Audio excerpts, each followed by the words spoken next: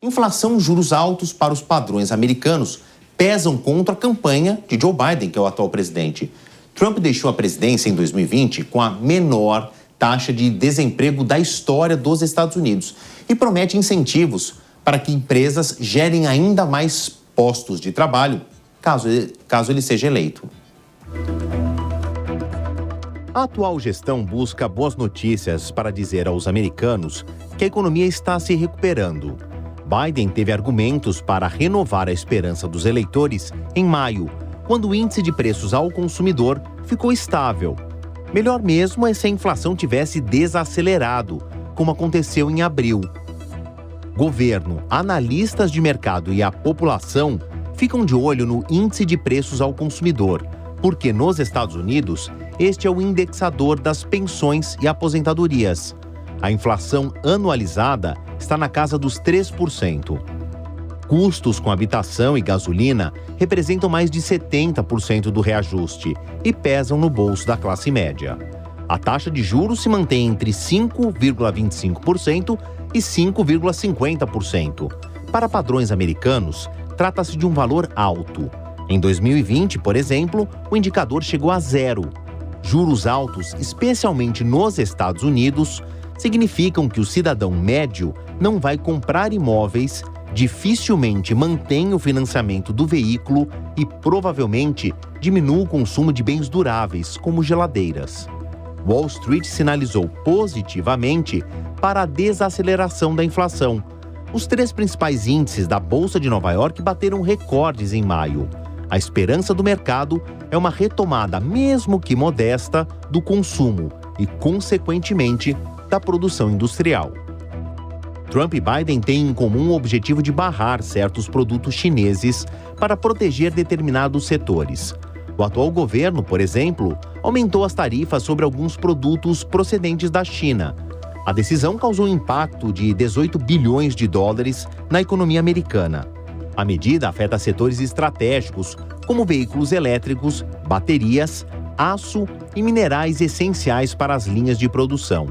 As taxas sobre veículos elétricos quadruplicaram, de 25% para 100% este ano, enquanto a alíquota para semicondutores irão dobrar de valor, de 25% para 50% até 2025. A Casa Branca informou que o objetivo é encorajar a China a eliminar as suas práticas comerciais injustas em matéria de transferência de tecnologia, propriedade intelectual e inovação. O governo chinês, naturalmente, criticou a medida. A China se opõe a aumentos tarifários unilaterais, que violam as regras da OMC e vai agir para defender seus direitos e interesses. Washington acusa Pequim de apoiar fortemente as suas indústrias nesses setores considerados estratégicos, com subsídios que provocam a superprodução que as empresas chinesas vendem no mercado mundial, impactando os preços. A decisão foi anunciada após uma revisão das tarifas impostas durante a guerra comercial entre Washington e Pequim, na qual o ex-presidente republicano Donald Trump impôs tarifas sobre cerca de 300 bilhões de dólares em produtos procedentes da China. Quando chegou ao poder, o atual presidente Joe Biden anunciou que seu governo iria rever a tributação para determinar se deveria continuar com ela ou não. Cumprindo a promessa, eu falei que a gente ia falar de economia e das relações dos Estados Unidos com os outros países. O Urian continua aqui comigo.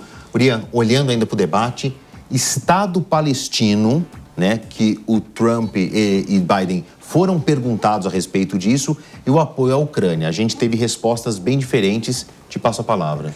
Em relação à criação de um Estado palestino, o próprio Biden, que tem uma relação de apoiar Israel quase que de maneira incondicional, teve uns puxões de orelha aí ao longo dos últimos meses por conta de algumas coisas, mas eu acredito que até saíram de maneira parecida. O Donald Trump, ele conseguiu, ou tentou pelo menos, empurrar o Joe Biden falando alguns absurdos, como por exemplo, que o Joe Biden seria um palestino, inclusive um mau palestino.